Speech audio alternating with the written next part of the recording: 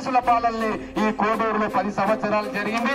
దాని నుంచి విముక్తి కావాలంటే మీరు ఖచ్చితంగా కాంగ్రెస్ పార్టీ పంచన చేరాల్సిందే.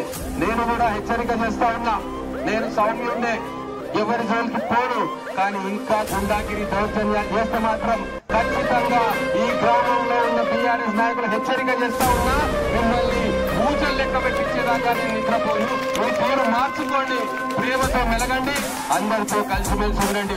బెదిరింపులకు మళ్ళా పాల్పడితే రాజ్యం మీది కాదు, రాజ్యం రేవంత్ రెడ్డిది, కాంగ్రెస్ పార్టీది. ఇంకా 10 సంవత్సరాలు మేమే ఇక్కడ అధికారంలో ఉంటాం. బిడ్డ జాగ్రత్త, ఒళ్ళు దగ్గర కొట్టుకొని రాజకీయాలు చేయండి, లేకుంటే ఖచ్చితంగా చెంచల్ కూడా జైలుకే పంపిస్తా. అప్పటిదాకా నిద్రపోనని చెప్పి మీ అందరి సమక్షంగా మాట ఇస్తా ఉన్నా.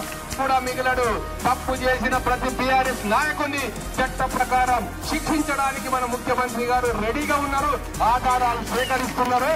మీ దగ్గర ఏమన్నా ఆధారాలు ఉంటే దౌర్జన్యం చేసినట్టు తీసుకెళ్లి పోలీస్ స్టేషన్ లో కంప్లైంట్ ఇవ్వండి. కేసులు ఎట్లా కావో నేను చూస్తా. ఖచ్చితంగా కేసులై శిక్ష పడేటట్టుగా చేసే బాధ్యత కాంగ్రెస్ పార్టీ ప్రభుత్వానిది, ఇక్కడున్న కాంగ్రెస్ నాయకులది, మా అందరిది.